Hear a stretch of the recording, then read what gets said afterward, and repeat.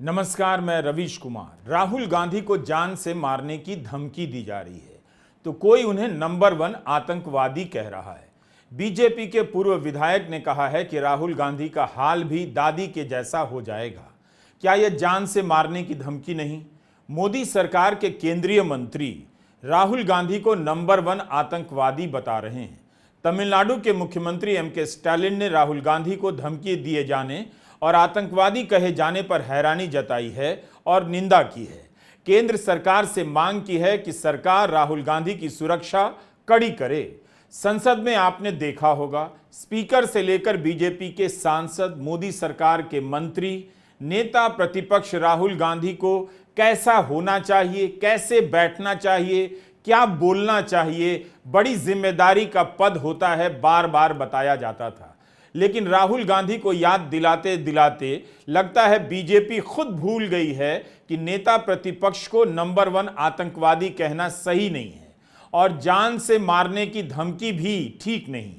ऐसा क्यों हो रहा है, हम इस वीडियो में बात करेंगे। क्यों कांग्रेस ने इन बयानों को लेकर आज प्रदर्शन किया और आपको यह भी याद दिलाएंगे कि कैसे इन 10 वर्षों के दौरान प्रधानमंत्री मोदी की जरा सी भी आलोचना करने पर नागरिकों और पत्रकारों को जेल में डाला जाता रहा है। ये हैं तरविंदर सिंह मारवा, पूर्व विधायक हैं और बीजेपी के नेता हैं।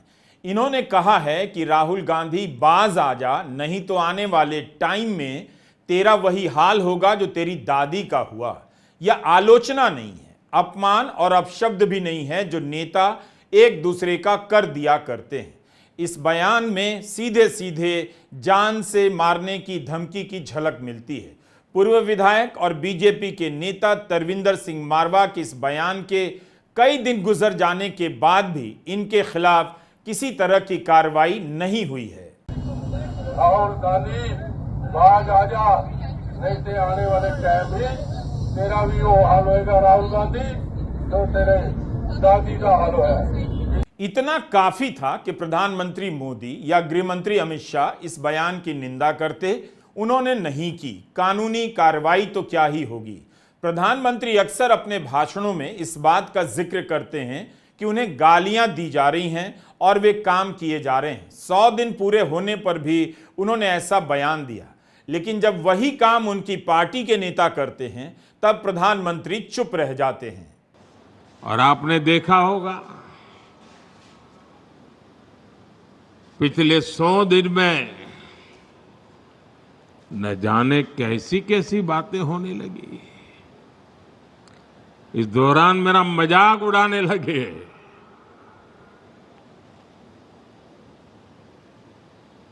मोदी का मखौल उड़ाने लगे। भांति भांति के तर्क वितर्क बताते रहे, मजा लेते थे और लोग भी हैरान थे कि मोदी क्या कर रहा है, क्यों चुप है, इतनी मजाक हो रही है, इतना अपमान हो रहा है। लेकिन मेरे गुजरात के भाइयों बहनों, ये सरदार पटेल की भूमि से पैदा हुआ बेटा है।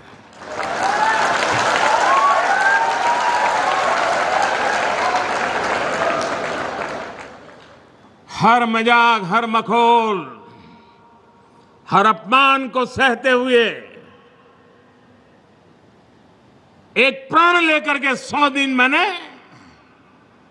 आपके कल्याण के लिए, देश हित के लिए नीति बनाने और निर्णय लेने में जुटा लिए। लेकिन यह सिलसिला आखिर खत्म कैसे होगा? अब तो आलोचना को गाली कहने का चलन हो चुका है और यहां धमकी तक दी जा रही है तो उसके प्रति इतनी सहनशीलता है। इतना तय है कि अगर यही बातें कांग्रेस के किसी नेता ने कर दी होती तो अब तक उसे जेल में डाल दिया गया होता।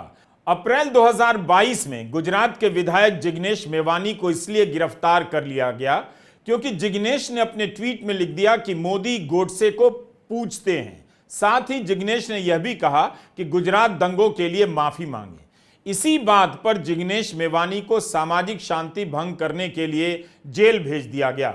असम में शिकायत दर्ज हुई और असम की पुलिस उन्हें गिरफ्तार करने गुजरात आ गई। जिग्नेश मेवानी अब कांग्रेस में हैं। तरविंदर सिंह मारवा और रवनीत सिंह बिट्टू ने दिल्ली में बयान दिया है। दिल्ली पुलिस केंद्र सरकार के अधीन आती है, मगर कोई कार्रवाई नहीं हुई है।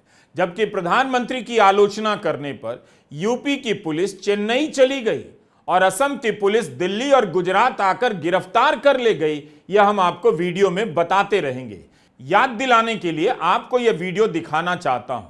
मार्च 2023 में दिल्ली में इस तरह का पोस्टर लगा दिया गया। लिखा था मोदी हटाओ देश बचाओ।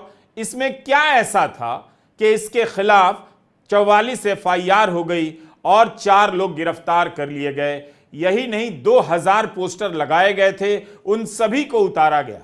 राहुल गांधी का हाल दादी के जैसा होगा या वे नंबर 1 आतंकवादी हैं, इस टाइप के बयानों पर केंद्र सरकार को पुलिस और FIR की याद क्यों नहीं आ रही है? बीजेपी के पूर्व विधायक मारवा का यह बयान कि इंदिरा गांधी जैसा हाल राहुल का हो जाएगा बेहद गंभीर है। इसके जरिए कार्यकर्ताओं को या किसी सनकी को ऐसी हिंसा करने के लिए संदेश भेजा जा रहा है। यह ख्याल बोने की कोशिश की जा रही है। इसलिए इस पर रोक लगाने की जरूरत है और कानूनी कार्रवाई होनी चाहिए। ये एक अत्यंत दुर्भाग्यपूर्ण साजिशनुमा वातावरण है, सोच समझकर बनाया गया और किया गया एक अभियान है राहुल गांधी की जान और माल को खतरे में डालने के लिए, राहुल गांधी के अस्तित्व को खतरे में डालने के लिए। और ये उकसाने की राजनीति है, ये हिंसा के लिए निमंत्रण देने की राजनीति है, ये एक जंगल राज के लिए निमंत्रण देने की राजनीति है। बात तरविंदर सिंह मारवा तक ही नहीं रुकी है। बीजेपी के सांसद हैं, केंद्रीय मंत्री हैं रवनीत सिंह बिट्टू इसमें शामिल हो गए हैं। राज्य मंत्री हैं रवनीत सिंह बिट्टू, उन्होंने राहुल गांधी को नंबर 1 आतंकवादी कह दिया है। शिवसेना शिंदे के विधायक है संजय गायकवाड़ और यूपी सरकार के मंत्री हैं रघुराज सिंह, वो भी इस होड़ में शामिल हो गए हैं। इन बातों को लेकर कांग्रेस अध्यक्ष मल्लिकार्जुन खड़गे ने प्रधानमंत्री मोदी को पत्र भी लिखा है। आजादी के बाद संसद में सत्ता पक्ष और विपक्ष के बीच सम्मानजनक असहमतियों का एक लंबा इतिहास रहा है। हम हिंसक भाषा नहीं बोलते, ऐसी घृणा फैलाने वाली शक्तियों को चलते राष्ट्रपिता महात्मा गांधी, इंदिरा गांधी जी, राजीव गांधी जी को शहादत देनी पड़ी। कांग्रेस के करोड़ों कार्यकर्ता और नेता इस बात को लेकर बहुत उद्वेलित और चिंतित है। मैं उनसे अनुरोध और अपेक्षा करता हूं कि आप कृपया अपने नेताओं पर अनुशासन और मर्यादा का अंकुश लगाएं।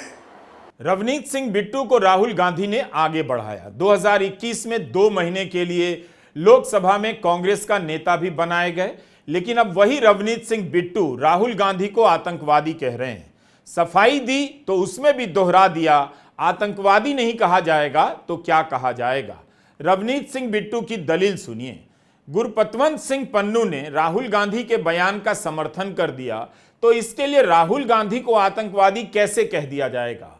पन्नू अपने आप को हीरो साबित करने के लिए किसी के भी बयान का इस्तेमाल कर सकता है, लेकिन क्या इसी वजह से केंद्रीय मंत्री नेता प्रतिपक्ष राहुल गांधी को नंबर 1 आतंकवादी कहेंगे? बिट्टू भूल गए कि किसान जब दिल्ली आए तो उन्हें आतंकवादी कहा गया। किसानों ने बाकायदा पोस्टर लगाया था कि हम आतंकवादी नहीं हैं। अमेरिकी डिपार्टमेंट ऑफ जस्टिस ने एक आरोप पत्र में अदालत को यह जानकारी दी कि भारत में कार्यरत एक सरकारी अधिकारी ने एक भारतीय नागरिक को पैसे देकर पन्नू की हत्या की सुपारी दी थी। इस मामले में डिपार्टमेंट ऑफ जस्टिस ने बाकायदा आपराधिक केस दर्ज किया और FBI इस मामले में जांच कर रही है।